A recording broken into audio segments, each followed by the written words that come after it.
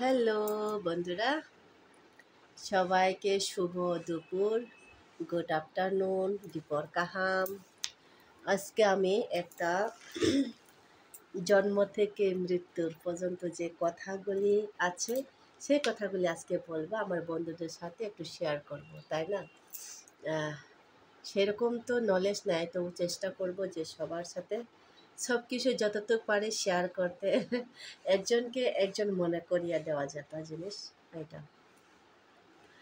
আমি আজকে কুকমুট, যেটা আমার রেসিপি, তাও দেখাতে পারিনি।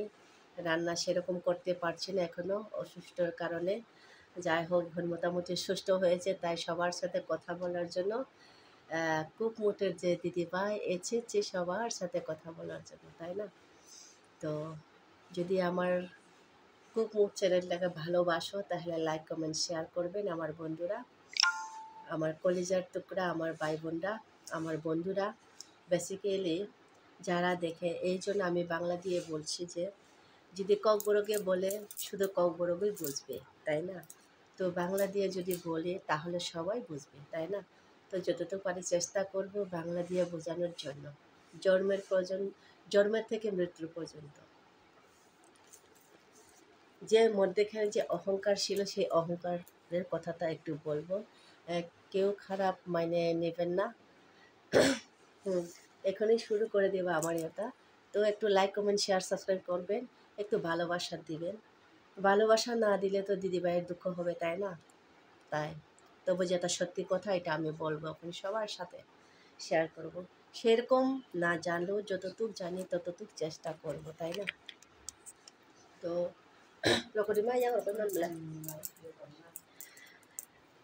আমরা জন্মের সময় কিভাবে আছে, আমাদের শরীরে ছিল কাপড়? না। আমাদের ছিল সোনা চাঁদি, টাকা পয়সা, ধন দৌলত? না। আমরা যে সময় পৃথিবীতে জন্ম নিয়ে এসেছি খালি শুধু শরীরটাই এসেছি।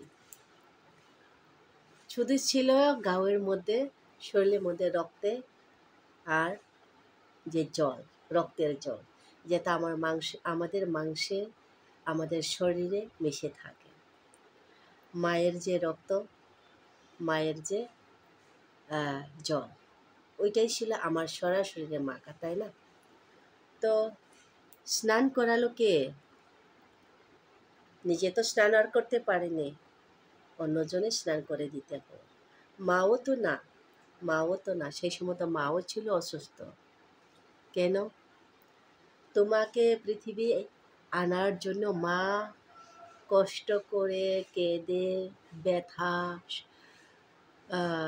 চোখের জলে, মাও তো নিজে জানে না সেই সময়।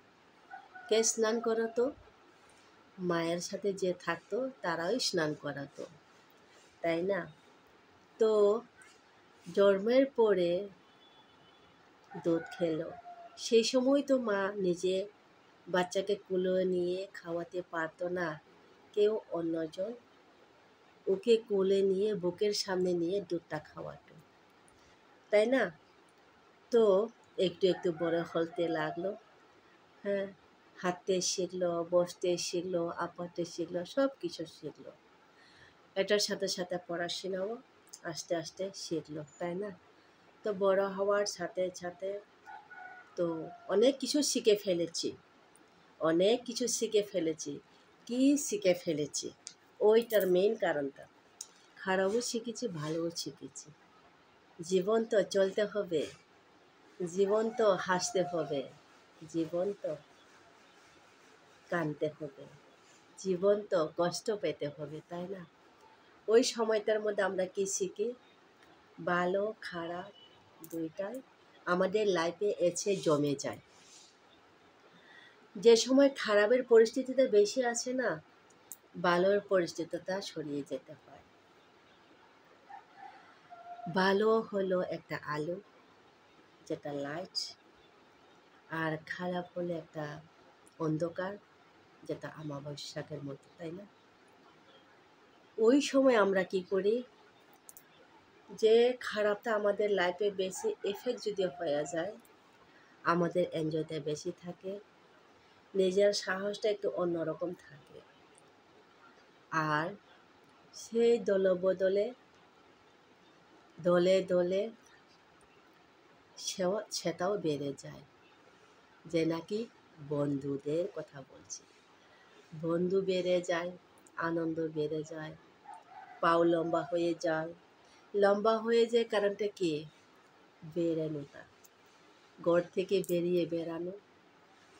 তাই ছোটবেলা তো শুনলাম মা যে বলে তাই শুনি, ওটা খেয়ে নাও, ওটা খেয়ে নাও, এখন স্নান করো, স্কুলে যাও, সব কিছু শুনতো। যে মাত্র একটু বড় হলো না, সেই সময় এসেছে লাক্সারিয়াস লাইফ, যে নাকি আনন্দে, সুখে, হাসি খুশি, দুঃখের না। সেই সময় কোনো দুঃখের কথা ছিল না, দুঃখের হাওয়া কোনো আসেনি, কারণ সুখে আছে। তাই সুখের কথা সবসময় ভাবতো। আজকে আমি ওই বন্ধুদের সাথে ওইখানে যাব, আমি এই বান্ধবীর সাথে ওইখানে যাব, ওইখানে পিকনিকে যাব, মানে জাগার অভাব, দলের অভাব না।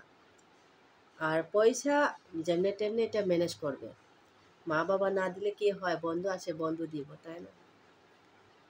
এটা হচ্ছে টিনেজার, যে বাল্যকালে হয় না, এটা সাবালক কালের যেটা ভাবা বা চিন্তা করা, তাই না? যদি আমার ভিডিওটা সবার লাইফে, সবার জীবনে যদি লাগে, তাহলে কমেন্ট করুন, ভালোবাসা দিও, সাবস্ক্রাইব করুন। আরও নতুন নতুন আমারও আইডিয়া আসবে, তাই না? এরপরে স্কুল জীবন হলো, ওখানে অর্ধেক শিখে ফেলেছি। ভালো ভালো খারাপ, খারাপটাই বেশি আমি গ্রহণ করে নিয়েছি। যেটা ভালোর মধ্যে থাকাটা একটু ডিফিকাল্ট আছে, টাফ আছে। ভালোর জায়গাতে কোনো এনজয় নাই, ভালোর জায়গাতে থাকলে ওইখানে কোনো হাসি খুশি নাই, কারণ ওইখানে শুধু দুঃখ নিয়ে বসতে হয়। চলো আনন্দ করি। মা বলল যে যাস না, তুই পড়াশোনা কর। না, তোর বুড়ি, তোর কথা আর শুনতে আর ভাল লাগে না, তোর কথাটা শুনলে আমার ভালো রাগ উঠে যায়, তোমার চেহারাটাই দেখতে ইচ্ছা করে না, সেই ওয়ার্ডটা আসবে আগে। কিন্তু মা তো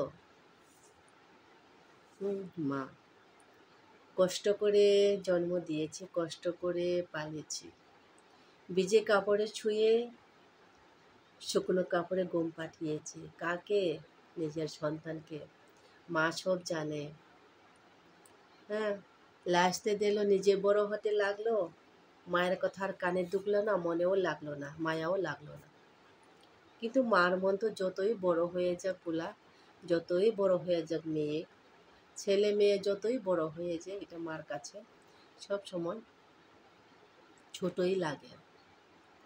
হ্যাঁ, যত ছেলে অফিসার হোক, বড় হোক, বা যতই কাজ জানো, তো মার আর একটা চিন্তা থাকে, আমার ছেলে ওইখানে কাজ করতে গেছে, কিছুনি হয়ে আর আছে। যতক্ষণ ছেলের চেহারা না দেখে, ততক্ষণ মেয়ের চেহারা না দেখে, ততক্ষণ মার মন স্থিরে থাকতে পারে না। তারা গড়ে থাকে কিন্তু অশান্তিতে থাকে, চটপট করে, শুধু নিজের সন্তানের জন্য। এটা সবার ক্ষেত্রে বলছি না, অনেক কিছু কারণে ছেলে মেয়েকে ফেলে দিতে হয় বা ফেলে যেতে হয়, এটাও বুঝি, এটাও কারণ আছে। পরিস্থিতির আমাদেরকে খারাপের দিকেও নিয়ে যায়, ভালোর দিকেও নিয়ে যায়। তারপরে কী হলো, কলেজে পড়লো, তারপরে তো আরও বড় হয়েছে। সেই যে মা, বুড়ো মা, যে সময় কথা বলে অশিক্ষিত হয়ে গেল মা। মা কিছু জানলো না, মা গাধা হয়ে গেল, গাধা। কিন্তু সেই জিনিসটা ভুলে যায়, মা ওইটা আমাকে সব কিছু শিখিয়েছে। সেই সময় কি ছিল, অহংকার এসেছে, অহংকার। আমি সবার থেকে বড় হতে চাই, আমি সবার থেকে বলবান হতে চাই। সেই বলবান তো কিন্তু হতে পারে না, কারণ এটা হলো একটা বাতাসের মতো চলে আসা পড়া। সেই জিনিস চিন্তা করে না যে আমিও তো একদিন মার মতো হয়ে যাব, আস্তে আস্তে আমারও তো কমে যাবে। সেই সেই কথাগুলি ভুলে যায়। তখন কি হলো, অহংকার বাড়লো, পড়লো, পড়াশোনা করলো, চাকরি পেলো, বিয়া শাদি করলো, ছেলে মেয়ে হলো, কি আনন্দে গাড়ি কিনলো, বাড়ি কিনলো, তখনই মা পর হয়ে গেল।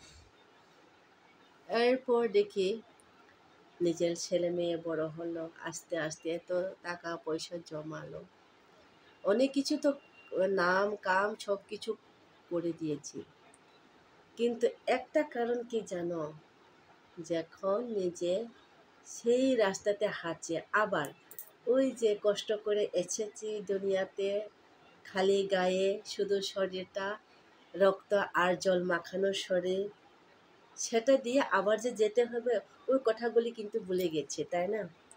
কিন্তু আস্তে আস্তে ওই যে আস্তে আস্তে বসা, আস্তে আস্তে আপানো, আস্তে আস্তে হাঁটা, সেইগুলি আবার জীবনে চলে এসেছে, কারণ সব কিছু এনজয় করে ফেলেছে, তাই না? তো ওই অহংকারগুলি কেন হয়? টাকা পয়সা শক্তিশালী যাই হোক, ওকে মারা, ওকে পেটা, ওকে হিংসা করা, ওকে নিন্দা করা, সেই সময় বা কেন আনে? সেই সময় বা কেন ভাবে? সেই সময় কেন নিজেকে বড় বলে মনে করে? সেই সময়কে কেন মাকে বোকা বলে মনে করে?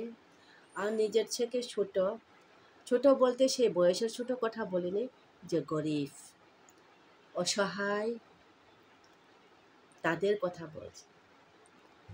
কিন্তু যতই টাকা পয়সা থাকুক, যতই বড় হোক, আস্তে আস্তে যাওয়ার যে সময়, দুপুরবেলা যে বিকাল টাইমে আসলে মানুষের জীবনে, সেই বিকাল টাইমের মতনই চলতে হবে।